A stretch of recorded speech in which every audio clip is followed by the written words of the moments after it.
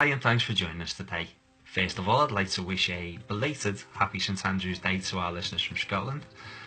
I say thanks for joining us, but it's actually me flying solo today. We did have other plans, but as Robbie Bayern said, best laid plans of mice and men, gang after glay, or go wrong to me and you. As usual, we'll have kick-off, which this week is centred around Henderson and Chan, and I'll be giving you my take on if Jurgen would be right to take the Bayern Munich job. So as always, I invite you to sit back, relax and join us over the pool and far away. Okay, as I say, flying solo today. We're going to start as we always do with kick-off. Basically, for those who don't know, kick-off is the most emotive topic of the week. It was quite difficult this week because you got two sort of going head-to-head. Jordan Henderson, whether or not he should be Liverpool captain, always a strong debate. And whether Emre Can is right or not to stall on his contract. So I've kind of combined the two. So should Jordan Henderson be Liverpool captain? Should he be playing for Liverpool at all? Should Emre Can be hold out on his contract? Is he better than Jordan Henderson? There's no one sort of definitive question this week. But you get the idea of the debate, and hopefully I'll be able to frame it in such a way as you can understand where I'm coming from. So, first of all, how many games has he played? So, Chan, 23 years old, has played 5 games this season. He's struggling to get into our team, and he's struggling to sort of make himself a focal point, which is what I believe he wants to be. Henderson's 27 and he's played 12 games. He's the captain of Liverpool Football Club, and as such you would expect him to have played more games than someone like Emre Can, who is still finding his feet. The eye test tells us that Can is the more dynamic player, but do the stats back it up? See, the eye test can tell us a lot of things, so can snap judgments. But before I talk about stats, it's important to realise that just knowing statistics isn't an argument. And if all you have to present is statistics with no exterior knowledge of any subject, no matter what the subject matter is, then you've got nothing to say that's worth listening to. I'm sorry to be blunt, but that's the fact of the matter. I'll give you an example as we go, and I will try and frame the stats as best I can. But before we start, I'll give you a brief example. Jordan Henderson was poor against Sevilla, and we saw the 0 tackles stats that everyone was raving on. And I'll be honest, it's Facebook, so I threw it up there as well. But what I did that a lot of people won't have done is I thought about the game. I actually rewatched the highlights of the game. I didn't watch the full game. I didn't have time to, unfortunately. And I thought about what Liverpool were trying to achieve and always try to achieve, and also what counts as a tackle. So if you watch the game, you'd know that this statistic was very misleading if you really thought about it. But that doesn't really suit the agenda of people who hate Jordan Henderson, and there is a strong hatred for Jordan Henderson, and I think it's getting out of hand. And if you didn't watch the game, looking at that stat, you'd think that he didn't affect the game in 90 minutes. Now, did he affect the game in the way that we would expect as a Liverpool captain? Not at all. Was it a good game for him? Not at all. But he did affect the game, and to suggest that he didn't is taking the point to the extreme, and it's also falsifying what actually happened, and that's bang out of order. We are Liverpool fans. It's one thing to criticise someone, it's another thing to criticise them blindly. Liverpool's tactic itself of gegenpressing isn't based on the first man making the tackle. So looking at a statistic of tackling when it comes to Liverpool doesn't really tell you anything about how that person affected the game. I'll give you an example. Well, I won't give you an example, I'll explain it better. So it's based on attacking the channels the players make passes into. What this does is it creates the belief in the attacking player that he can make a pass, and then when he goes to make that pass, you attack the channel, either intercepting the ball, knocking it off course, or making it easier for the second or third man in the press. So actually making the tackle is a rarity. It's usually that you're knocking the player off course. It's easier for people say, oh, but Firmino is brilliant at this, and yeah, he is.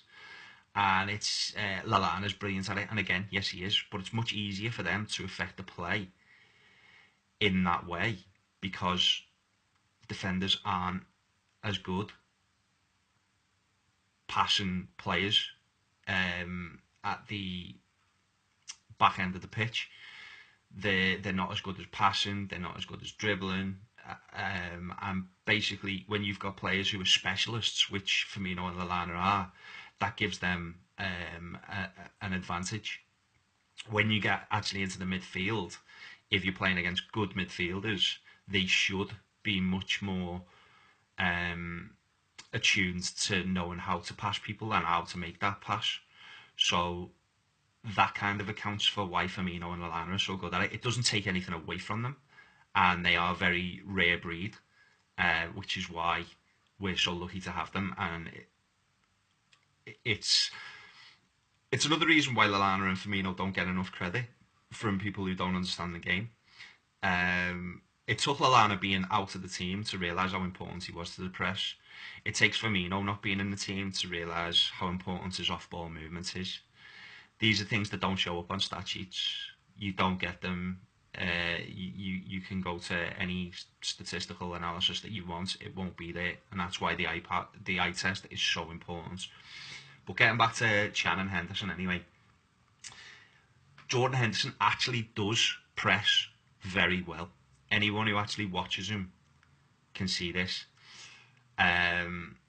It's why Klopp persists with him, and it's why he's seen as an important part of our midfield, regardless of what you or I may think.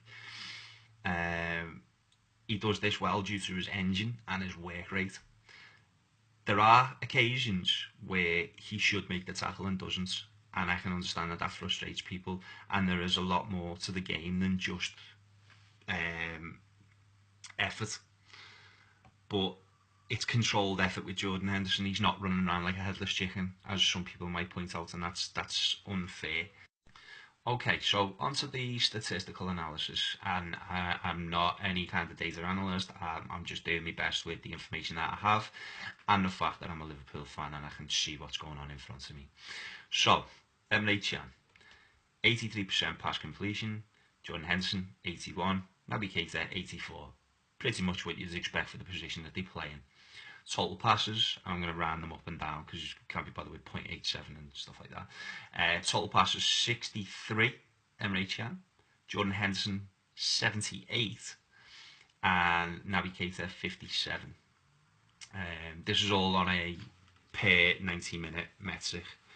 So what would stand out to me there is that given that Henderson only drops 2% of his pass completion and yet plays 16 passes per game more than Emre Can, he would get the nod. You might be a little bit concerned with Naby Keita at 57, but we'll come on to why that's not a problem. Actually, no, we'll do it now. Basically, the way that Red Bull Leipzig play is not a possession game.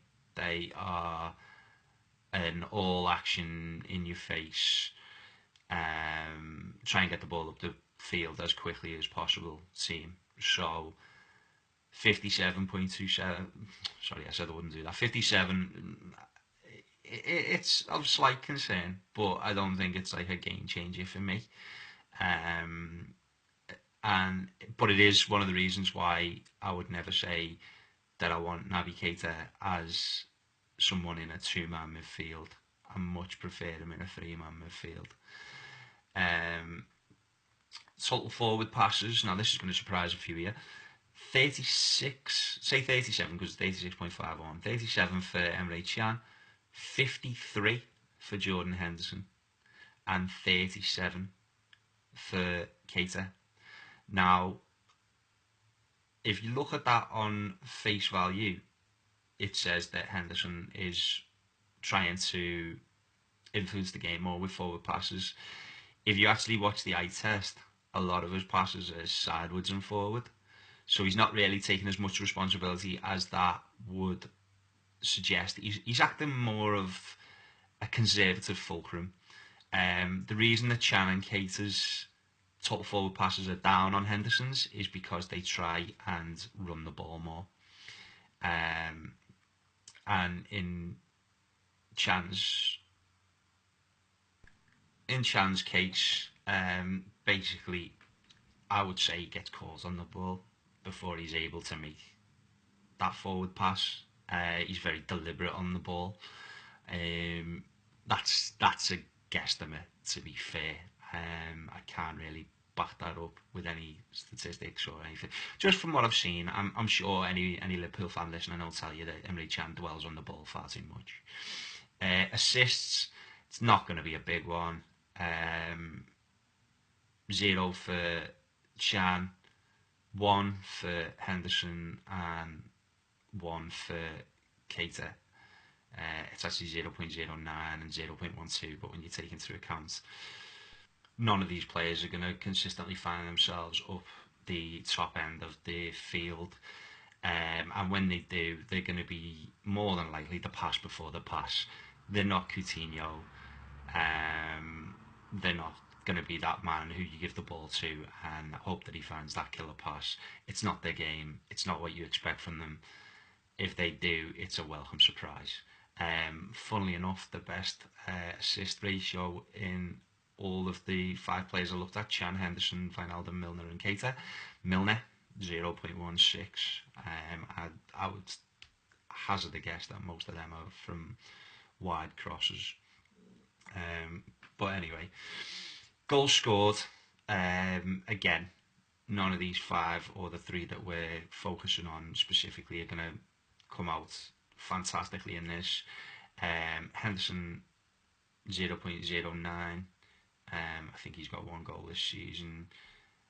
Chan's got 0.25 because he's got 1 goal this season in 5 games. And Keita's got 0.25 because he's got 2 goals in 10 games. So even with my maths, that all adds up. It's not what any of these 5 are there to really do. Keita is the one who's going to score you the most goals over a season. He's having a bit of a reduced season statistically, and yet you only have to watch this kid play to see what an unbelievable talent he is. But as I say, goal scored, it's not massive for me. Especially not when you've got Salah, Firmino and Mane. I think they'll take care of that end of the pitch. Tackles won, now this is massive. It's massive in that you need to win the ball back, but again, we need to look at the fact that the way we play, that the person who gets the ball may not be the one who's affected the tackle the most.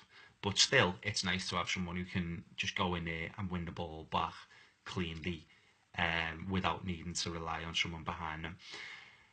Chan is more physical than Jordan Henderson, so you would expect him to be a better tackler, and such is the case. He's got 2. So he's got 2 tackles per game, and Henderson's got 1. James Milner's got 2.51, and is the best in our team at winning the ball back, and that's because of his sheer tenacity. Yeah, he is a bit of a physical specimen, but you just need to watch how much he wants the ball back and what he's prepared to do for it. Keita wins this one hands down. You want to talk about tenacity, you want to talk all the things I've just said about Milner, add blind and pace to it, and you'll understand why Keita's got the highest, and Keita's got 3.1 per 90 minutes. So, and I think that would only go up playing for Liverpool. The way we play, we're more of a pressing team than Leipzig. Successful dribbling. Again, you would expect Chan to be higher than Henderson, and you'd be quite right in that assumption. Gini Wijnaldum's actually got the most in our team at 1.5, but Keita smokes them all, and it's that unbelievable technical ability that he's got mixed with the pace, which is just frightening to watch at times. I'm so excited about Keita coming to Liverpool, I can't even tell you. Interceptions. Now this should be one where you would think that Liverpool are really high because of the pressing game that we play, and I know we don't play it as much this season. So maybe that says something about it. But the fact that we've only got one interception from Emre Can, 0.9, near enough one from Henderson, 0.9 again, so near enough one from Wijnaldum, and 0.9 again from Milner. It shows that we're sharing the interceptions, so maybe. But the thing is, they'll only say like 3 of them are on the pitch at one time, so that's 3 interceptions, yeah. Naby Keita's got 3.47, so nearly 3.5 interceptions per game. And given the fact that he's only one of 2 defensive-minded players, and the other one's far more defensive, I don't know how to pronounce his name, I think it's Dem, it might be Deme. Yeah, that tells you all you need to know about his reading of the game, and again, it's his speed. It's his speed. If you play a ball slightly off-centre, he's going to be on it. He's going to jump on it, and his pace is going to get him there. And these are all the reasons. I know that you're seeing these goals that Keita's scoring, and that's wonderful. And I hope that part of his game improves. But the reason that Jurgen Klopp wants Naby Keita is because of his speed, his tenacity, and his ability to win the ball back. And then when he gets it, to look to affect play quickly. He is a whirling dervish. He is Kante, but more blessed in an attacking sense. And we are getting one hell of a player.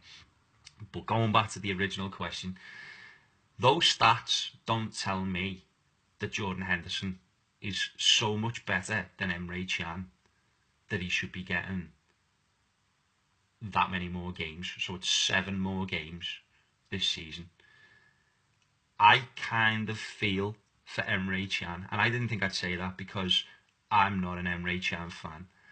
And if you're looking at the point where why doesn't he get the game, it's probably because the deeper he's caught with the ball, he's the kind of player that you want to press. But the counter argument to that is, does that not mean that we've got Emre Can in the wrong position?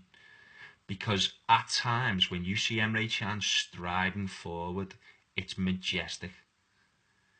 When he plays further up the field, when he's able to do that, he looks like a potential world beater. And that, for me, is the thing that worries me about Emre Can going. I think, especially if he goes to Juventus, where they've just got defensive players. Sorry, I've been watching so much American football. They've got defensive players all over the place. They've got more than you can throw a stick at. He's not going to be made to sit in front of a back 4, and he's not going to be made to do that role. And I feel like I'm going out on a limb here because Bayern Munich said he was a centre-back. I don't agree.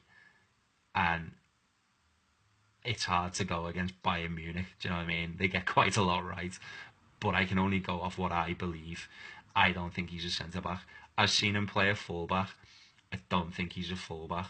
I've seen him play as a whole midfielder. I don't think he's a whole midfielder. What I think is he's a box-to-box player. And is he a better box-to-box player than Jordan Henderson? The eye test would say yes. The eye test would say he can affect the game more in that manner, to pick the ball up and go at the opposition. The counter argument to that is we've got enough players who do that in other parts of the pitch, and it's more important to get the ball to those players. Does Emre Can deserve to play more than 5 games? His attitude would suggest no. His ability would suggest yes. Does he have more ability than Jordan Henderson? I believe yes. Would I put him in the team ahead of Jordan Henderson? No. The reason is his attitude. The reason that Jordan Henderson plays week in, week out is his attitude. He loves playing for Liverpool Football Club. He gives us everything he has. Yes, he is a limited footballer, but he gives us absolutely everything. You can't fault the man for his effort. Can you say the same about Emre Can? Does the game pass Jordan Henderson by? At times, yes it does. Does it pass Emre Can by? Much worse. Yes it does. Is Henderson going to get caught on the ball as much as Emre Can? No, he's not. And we've just statistically proven that he's going to move the ball quicker. All these things are why Jordan Henderson deserves his place ahead of Emre Can. And while it might work out for Emre Can, and while I believe that in a way he's making the right decision for himself, I don't know whether he'll ever reach the heights that he's capable of reaching. And the reason is this: his attitude. If I was Emre Can and I was blessed with the kind of ability that he had, I would be fighting tooth and nail to prove myself at Liverpool. I wouldn't be flirting with Juventus. I wouldn't be there saying that it's unfair. He's basically saying it's unfair that he's not getting a game, and he's throwing his toys out the pram, and that's why he's not signing a contract. Do you know what? Do you know what that attitude breeds? Failure. Do you know what he wants to do? He wants to sign that contract, and he wants to say, you know what? Whoever walks through that door, if it's Naby Keita, if it's Goretzka, if it's Sven Bender, I don't care who it is. That's my position. I'm good enough. I have the physical abilities and the technical abilities. That's why I've been brought here. He needs to man up. He needs to shut up. He needs to sign his contract, and he needs to get on with it. And as I say, if he did that, I would back him, and I would back him to the hilt, because potentially he's a very, very, very good footballer. But we're not seeing it. So, the answer to the question, as far as I'm concerned, is Emre Can right to leave Liverpool? Yes, I think he is. I think it's come to the point now where mentally he's already gone. I think it would take something drastic, maybe a couple of injuries, and even then, I think he's gone. I think he's just pandering to the supporters to say, you know, it's not 100%, and I might still stay. We don't want to hear that you might still stay. Don't tell us that. Either stay or don't.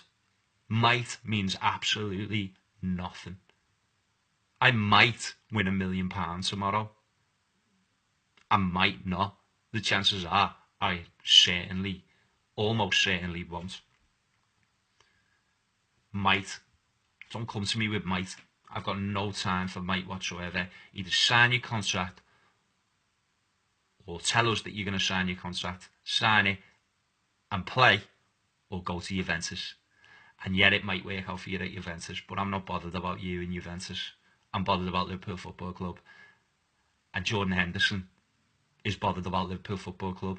And that is why, despite the fact that I believe you're a more talented footballer than Jordan Henderson, I will back Jordan Henderson. Does Jordan Henderson deserve to be the captain of Liverpool Football Club attitude-wise? You're damn right he does. Does he deserve it in terms of his ability? No. I'm sorry. I would love to say yes, but he doesn't. He doesn't affect the game enough. He's a fulcrum at best. He's a safe, one-dimensional player. And you can't have that. And people say, oh, it's only because you're comparing him to Steven Gerrard. It's not. It's not. There's so many players in the world that I would rather have at Liverpool Football Club as that central midfielder. Does that mean I'm going to turn on Jordan Henderson? No. Does he deserve the backing from the fans? Yes. Should he feel bad about people saying that he's not captain material? Yeah, maybe he should, if he takes it personal. But you know what he should do? He should go out there and prove that he's captain. He should improve his game. He should make himself so he's irreplaceable, so that people say, well, do you know what? He might not be the best player in the team, but by God, we couldn't afford to drop him, and that's why he's captain. I've seen plenty of captains of plenty of teams who weren't good enough. to be the best player in their team, but they gave you something that you couldn't replace. Jordan Henderson doesn't do that for Liverpool. Jordan Henderson is replaceable, but I'll still back him more than Emre Can. Naby Keita, I'd take him in a heartbeat over two of them, and that, my friends, is why our midfield's average. I'd take Naby Keita above Emre Can, Jordan Henderson, Gino Wijnaldum, James Milner. The only player I wouldn't take him ahead of in terms of what he's proven that he can do for Liverpool Football Club on a consistent basis, and he's the most underrated player in our midfield, no matter what position he plays, is Adam Lallana. Because he has everything that Jordan Henderson has. He has everything that Emre Can has, apart from the fact that... No, actually, you know what? He's got everything that Emre Can has. I was going to say defensively, but no, he's actually probably a better tackler than Emre Can as well. He's got everything that Gini Wijnaldum's got, and he's got everything that James Milner's got, other than the versatility. The only thing that James Milner's got ahead of Lallana is versatility and probably the engine. Adam Lallana is the most underrated footballer at Liverpool Football Club. It's the reason why he's one of my favourite players, and he's the only one who would make me think twice. I'd still take Naby Keita because to me, I think he's going to be a generational talent.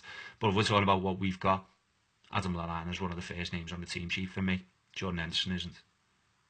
You want to know who should be captain of Liverpool Football Club? In terms of what they do and how hard they work, and in terms of what they've had to overcome, why isn't Adam Lallana considered? Why does his name never come up? Our whole game is based around the press. Adam Lallana and Roberto Firmino start that press. Why are neither of those players considered as captain material for Liverpool Football Club, despite the fact we are not as good a team without either of them? We can lose Jordan Henderson. We played without him against Stoke. What did we really lose? What did we miss? I wouldn't say much. Maybe the ball got stuck in midfield a little bit more than it does, but, you know, we got around it. We need an identity, and Klopp is giving us one. And it's players like Firmino and Lallana that are giving us that identity. And it's another reason why Alex Oxlade-Chamberlain is such a fantastic buy, because he has that rare ability of being able to play a pressing game as an attacking player. Adam Lallana and Roberto Firmino can both press the ball and both win the ball back high up the pitch, and Alex Oxlade-Chamberlain can do exactly that. And he's got that pace.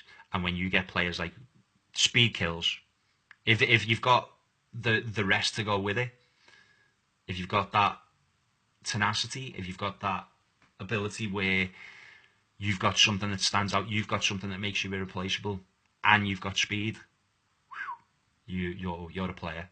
You're a player. It's the reason why Alex Oxlade-Chamberlain commanded the fee he did. It's the reason why Chelsea wanted him. And he's going to become a more important and a more integral part of this team than Jordan Henderson is, in my opinion. And I pray that Jordan Henderson proves me wrong. I want to see the Jordan Henderson from, was it 2013? That Jordan Henderson was a player that was undroppable. That Jordan Henderson was a player where if he wasn't in the team, we weren't the same team. I haven't seen that Jordan Henderson since. I don't know whether it's injury. I don't know whether it's... Well, it can't be lack of ability, because he's proven in the past that he can be that player. Make your own minds up. But for me, Emre Can's already out the door, and good riddance. He hasn't got the attitude or the heart to play for Liverpool Football Club. I'll back him while he's here, like I back every player once the game starts. I won't... you know, he's never really made it into the hearts of Liverpool fans, I don't think.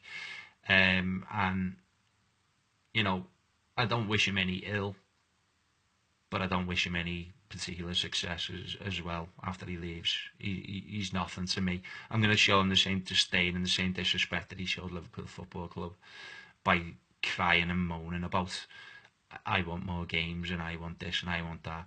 You go out there and you prove, you make yourself undroppable, and then we'll talk about whether or not you're being fairly treated.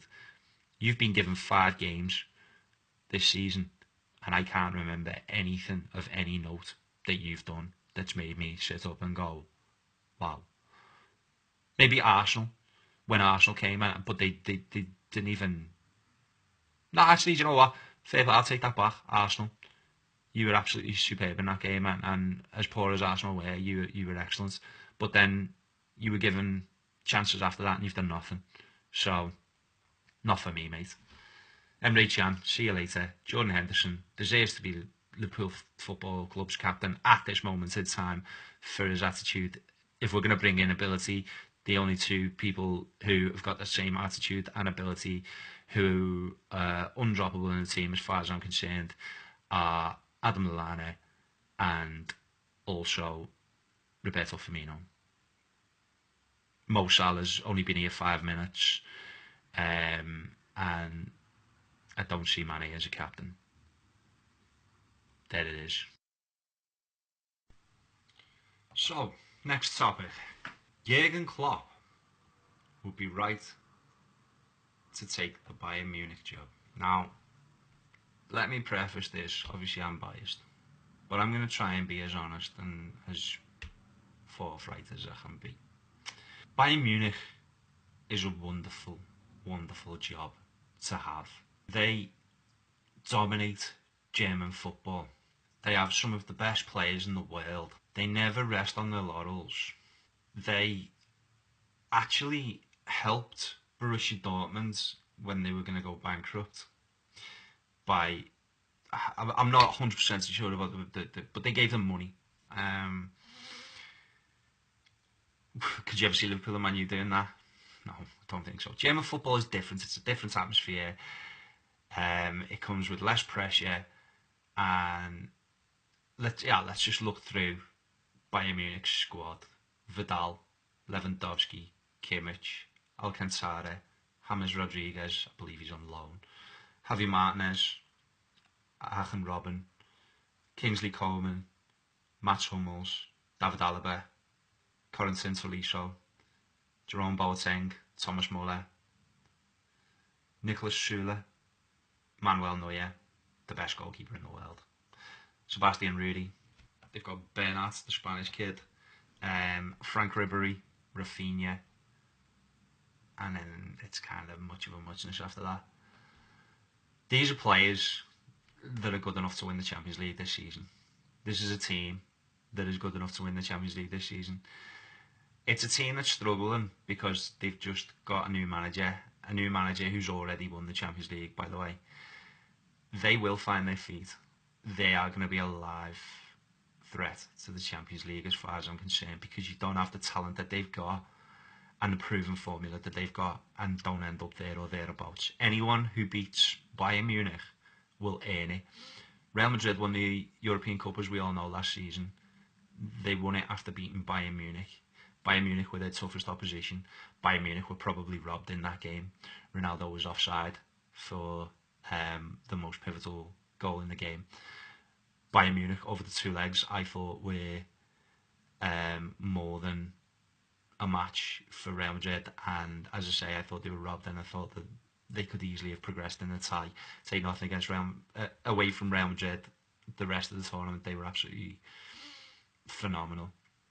So it's not anything personal against them. The players I've just named there, wow, you know, who wouldn't want them? But let's have a little look at a bit of a deeper look. Arturo Vidal, 30. Robert Lewandowski, 29. Still probably the best finisher in the world, though.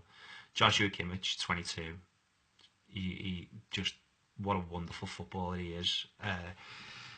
People say he's a jack of all trades. I don't think that does him justice at all.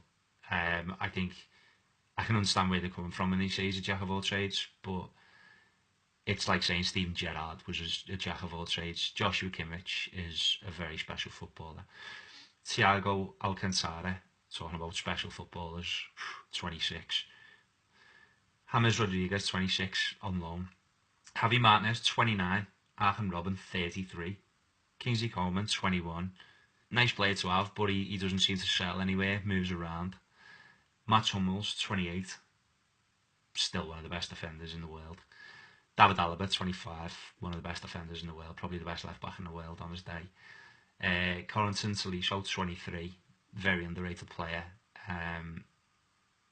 Complete midfielder as far as I'm concerned, defensively minded, but he was a a beautiful little under the radar boy. Jerome Boateng, 29. Thomas Muller, 28. Nicholas Schule, very good defender, 22. Manuel Neuer, 31. Sebastian Rudy, 27. Frank Ribery, 34. Let's look at the front three.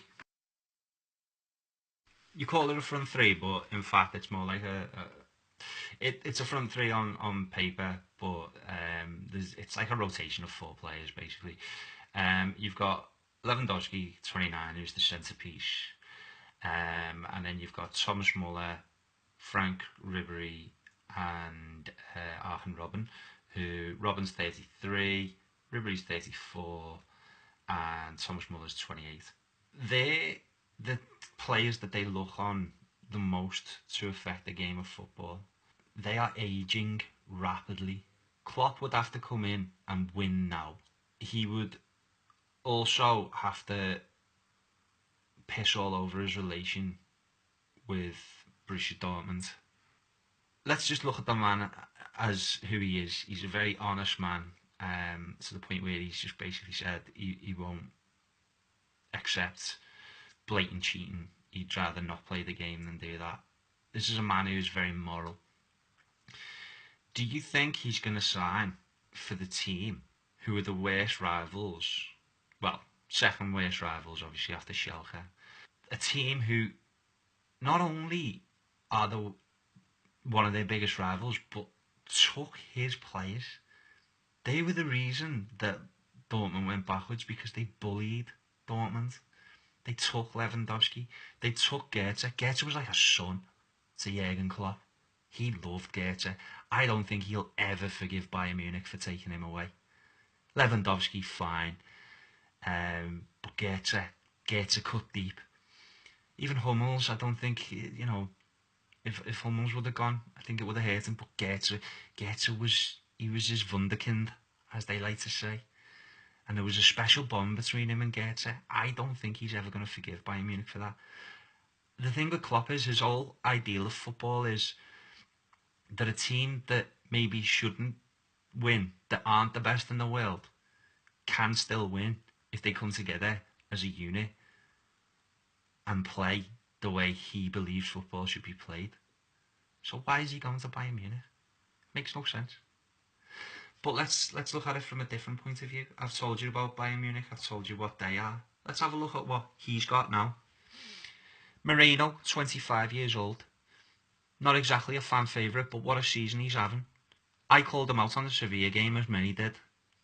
That game aside, he's been our best defender this season. Even more so than Gomez, who I have a pure man crush on.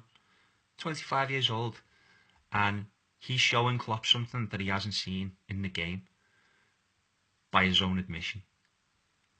That's a player you want to keep around. Robertson, 23, a player that Klopp himself brought in. A player who he says has a very good future. Trent Alexander-Arnold, 19 years old, young, talented, world at his feet, can be anything he wants. Whatever Klopp wants to mould him into, that's what he'll end up being. Joe Gomez, 20, probably the brightest star in English football at this moment in time, given the last 2 performances for England against Germany and Brazil.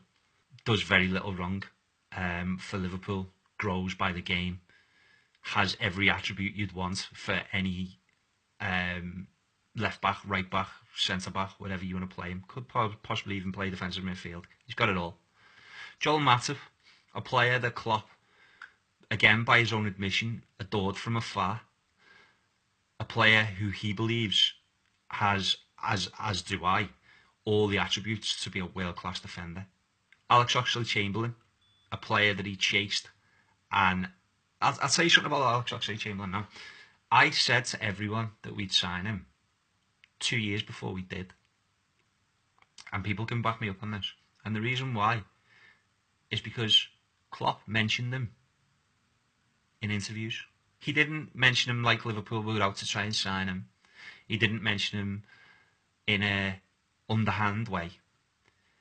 Just every time we played Arsenal and he said about the threats that they have, he always named Oxlade-Chamberlain, whether he was in the team or not. He was clearly a fan. And when the opportunity arose, we were always going to sign him, or we were always going to throw everything that we could to try and sign him. 24 years old. He's not leaving him behind. Sadio Mane, 25, world beater. Why would you leave him? Mohamed Salah, 25, universe beater at the moment. Why are you leaving that behind? Firmino, 26. He's a once-in-a-lifetime player for Klopp. And let me clarify, I'm not saying that he's the most talented centre-forward he's ever had. But he is the centre-forward that he's always wanted, who presses from the front, who buys into his system completely. Solanke, 20, another one just coming through. Klopp's not leaving these boys. It's not him. It's not his style. He's not looking for the bigger, better deal. He wants to prove that he can make this team. He wants to do it his way. And if we give him the chance to, he will. 25, 23, 19, 20, 26, 24, 25, 25, 26 and 20. This is our squad. That's how many players? 1, 2, 3, 4, 5, 6, 7, 8, 9, 10. Now, obviously, some of them play in the same position, so they're not all going to be on the pitch at the same time. But that's 10 young players that Klopp is not leaving behind. Adam Lallana, I think he's 30. I apologise, I didn't check. 30, 31. You can tell me how wrong I am about that at the end. I'll be checking that as soon as I finish the podcast. But our best players are either hitting or about to hit their peak. And then you've got Trent Alexander-Arnold, Gomez and Solanke coming through. And that's before you mention the likes of Woodburn and maybe Kent. And the list goes on. There's so many young talents in our youth team. I can't remember his name now, but the left back that Steven Gerrard said was the best that he'd seen at that age group. This is what Klopp's interested in. He's not interested in the finished article. He doesn't want a team where it's not his team, that it's someone else's, that they put it together. He believes in the journey as much as the destination. I didn't include Chan and Coutinho in what I've just said because I believe that they're going.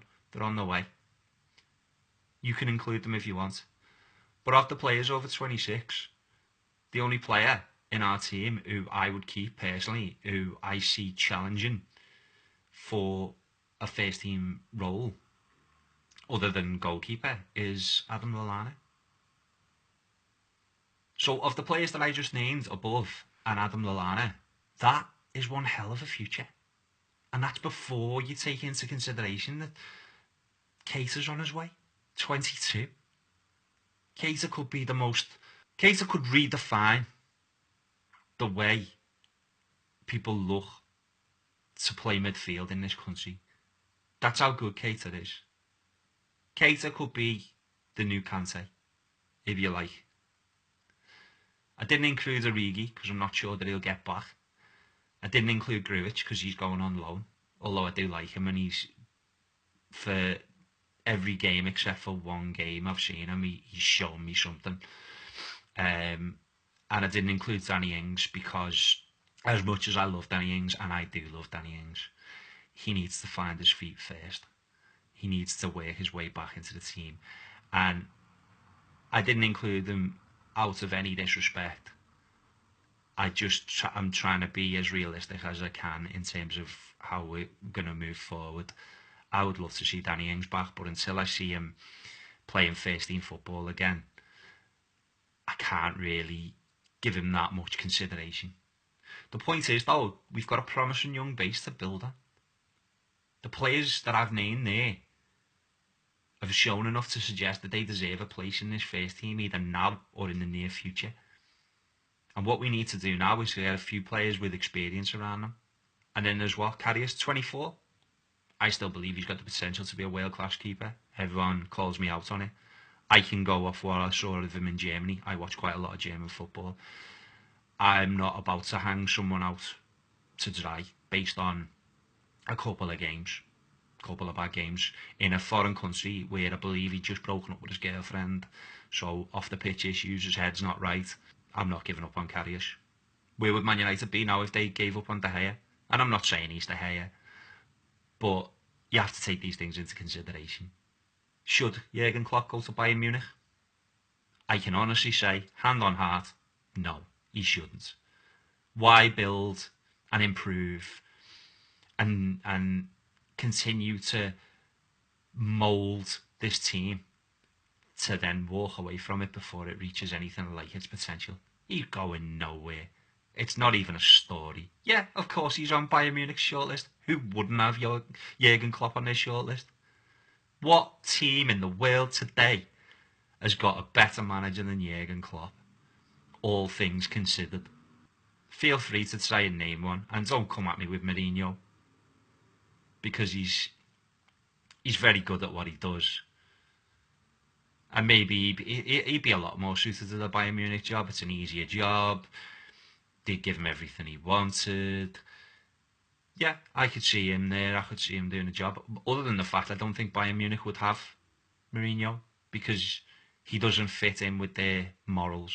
He doesn't fit in with the way they like to do things. Anyone who questions Jurgen Klopp at Liverpool Football Club is an absolute moron. I'm sorry, but it's true. We have the best manager in the world, all things considered, when you take into account what he's able to do with what he has, and that the way that he improves players, and the way that he keeps budgets ticking over by not going out and overspending on players that you don't need, and are just the flavour of the month. I trust this man. Does he get things wrong? Yes. Should he be more proactive in his substitutions rather than reactive? Yes. Are there any other sort of issues that I have with Jurgen Klopp? No, none at all. And if you want to talk to me about the fact that we should get rid of him just because he has one flaw in his makeup, then you tell me a manager who hasn't. And by the way, it's a flaw that's easily fixed, and it's a flaw that he's already began to fix, and he showed it in the Stoke game. Maybe, just maybe, the reason that he doesn't make substitutions on 60 and 70 and 80 minutes is because usually on his bench he doesn't think he's got someone who can affect the game. Did we ever think of that? The one game that he has someone who we clearly know can affect the game, in Mo Salah. 67th minute, on he goes, changes the game, 2 goals. Job's done. You tell me why Jurgen Klopp shouldn't be manager of Liverpool Football Club, and don't come at me with statistics that mean nothing, and don't come at me with stupid things like he needs to make more substitutions, because yeah, that is a point, and I agree with that point, and I concede that point. But if that's all you've got, you tell me who should, and you tell me what's so perfect about them that they don't make mistakes. And before you do that, you also tell me why it's worth throwing away the last 2 years of improvements that we've made.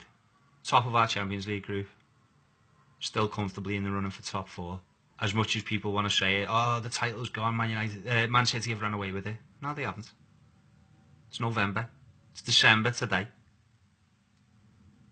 You show me a team that won the league in December in the Premier League. Fight's still on. It's very unlikely, but the fight's still on. And the fact that Jurgen Klopp won't concede it, but Pochettino has, tells me all I need to know about who I won as the Liverpool manager. So, there you have it. They're my thoughts. Let me know what yours are. I'll give you all the links at the end of the show. Right, need to give myself a little breather after that. Whew. It gets quite intense, especially when you're doing it on your own. You don't have anyone to temper you. But yeah, just winds me up when people have no arguments and yet think that it's fine to just call out players and managers, and you know, not only are these people human beings, and it goes to a level where it's unacceptable, but if you're going to start a debate, know your subject matter, and if you don't, concede. Just say, listen, do you know what, I never thought of it that way. It's the problem with social media. Anyway, I won't get onto that, we'll be here all day. Bit more of a fun part to end the show after I've just calmed myself down a little bit. Predictions. Okay, so we're going Chelsea-Newcastle. I'm going to say comfortable for Chelsea, I would say. Newcastle can't score enough goals. Probably 3-0 Chelsea. Brighton Hove Albion against Liverpool. Tough game for Liverpool on paper. But I think we're firing. Salah gives us like a 1 goal head start at the moment. Salah, Mane, Firmino, all three of them firing. I'll go 2-0 Liverpool. Everton against Huddersfield. Everton just haven't hit 4 against the lacklustre West Ham. This is going to be a tougher game. Or is it though? Because Huddersfield are on like really bad form. They just had 5 hit against them. I'm actually gonna back Everton in this one. I'll give them. It's not gonna be like West Ham because Huddersfield have got more pride and more about them than that, and they're not managed by David Moyes. I'll say 2-1 Everton. Leicester against Burnley. Was very impressed with Leicester against Southampton. Against Tottenham. Tottenham are in the middle of a slide, but Leicester took advantage and they did so well. Burnley tough to break down. Close one this. I'm going to say 2-1 Leicester. Stoke against Swansea. Both teams desperately need a win. Stoke played some nice football. Swansea's defence has shored up a little bit more. I think it's going to be a low scoring affair. I will say 1-0 Stoke. Watford against Tottenham. Good time to play Tottenham. Bad time to play Watford. Watford showed in the second half against Manchester United exactly why I have the man crush I have on them. They played some beautiful football. Pereira's back. Richarlison looked on it. Deeney's back. I'm going to go with the upset. I'm going to say 3-2 Watford. West Brom against Crystal Palace. It's not one for the purist, is it? West Brom seems to be turning it around, but Crystal Palace are tough to play against. 1-1. Arsenal against Man United. Now, I would have picked Arsenal in this if Lacazette was playing, but I've heard he's injured. And it's just typical because Arsenal's record when Lacazette and Sanchez plays together is much better. I think Arsenal have turned a bit of a corner. I think they're a better football side than Man United. I think Mourinho will set up for a draw because it's one of those games where, like going to Anfield, he'll be happy with a draw. I will go 1-1. Bournemouth against Southampton. Bournemouth, they're not getting going this season. Southampton very unlucky midweek against Manchester City. I'm gonna say Bournemouth are going to struggle to score. I'm going to say Southampton are going to struggle to score. I'm going to say 0-0. I'm going to say that Bournemouth need to get at least a point out of this game. Southampton will probably be set up mainly to defend. That's kind of what they do. So, yeah, I'll go 0-0. Man City against West Ham. This could be a cricket score. If Everton can put 4 past you in the frame of mind that they're in, and with a very lacklustre attacking option in Wayne Rooney, who had a fantastic game, by the way, taking nothing against him, but he's not Manchester City. He's not Aguero, he's not Jesus, he's not Sané, he's not Sterling, he's not in the same form as they are. This could get naughty. I'm going to go crazy with this one because I have nothing but disrespect for West Ham. Nothing but disrespect for David Moyes for the way he's come back into English football and the fact that he said, at least if it doesn't work out, I'll have seen the East End of London. Yeah, that's the kind of motivational speech you want. I'm going to say 7-1 to City. Hope you enjoyed the show. I actually enjoyed being able to get me points across. At least I hope I did anyway. But I do like having me guests, so if you ever want to come on the show, you're more than welcome to come on the show. I would love it. Not to go to Graham Taylor. I would love it if you came on the show. Oh no, not Graham Taylor. Kevin Keegan. Sorry, Graham Taylor. That was. Do I not like that? See, I'm rambling again. This is what I do. This is why I need people on the show. Come on the show, talk to me. give me some way to put my thoughts, and I like your opinions as well. Do you know what I mean? I'm not one of those people who thinks I know everything. If you have a considered point of view, I will listen to it and I will agree or disagree, but I will respect your opinion if it's an opinion worth respecting. Um, and speaking of getting people on the show, what a response that we've had from some of the Liverpool fans from both official and unofficial pages from all around the world, mainly America though. Please do check out any of the sites that I'm about to name. If they're in your area or if you want any more information, you can contact us. I'll give you the details in a minute. There's LFC New Haven, my first, my original love. Can't thank those lads enough. They inspired me to do this, to share the idea that there are Liverpool fans all around the world who are knowledgeable, who deserve a lot more respect than they get from some quarters of the Liverpool fan base. The Red Rebel Alliance, again, the original, my friends close to home, they're on there. It's the site that I go on to as my first port of call because it's the first site that I was there and I'm loyal to them. The official Liverpool fan club of Chicago. Do you know what? I'm not sure which one of these are official and which ones are, so I'll just say LFC Chicago, Cumbria, Raleigh, which is North Carolina, I believe, Chattanooga, which is Tennessee, LFC Atlanta, LFC Redmen and Liverbirds, which is run by the same person as Chattanooga and Atlanta, LFC Detroit, can't say them without saying Go Lions. Come on, we've got to beat the Ravens this week, but I won't get into that. LFC Waterford and LFC FC for Nigeria. If you know any fan groups that would like to be associated with the show, please let me know. I'll be happy to have their members on this list and the show itself. I really, really do want people to come on the show.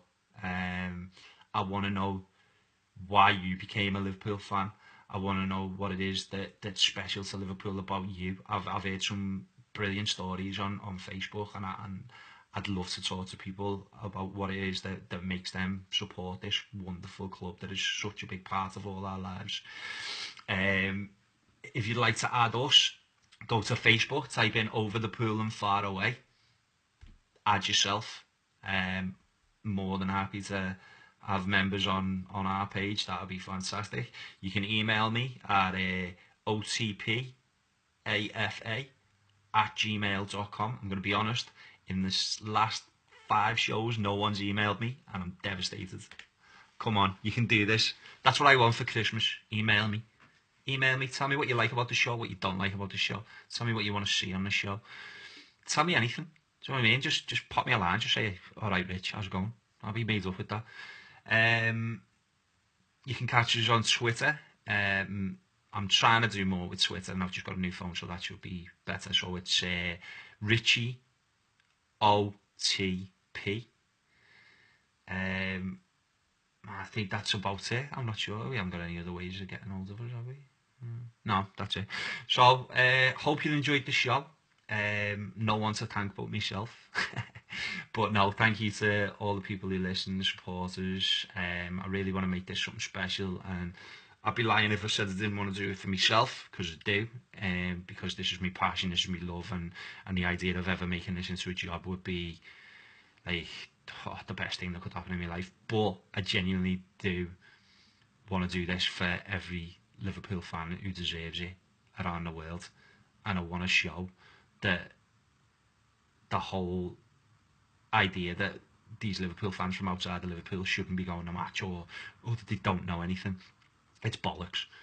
Some of the best fans I know who follow Liverpool Football Club, who I consider close friends, are from anywhere but Liverpool.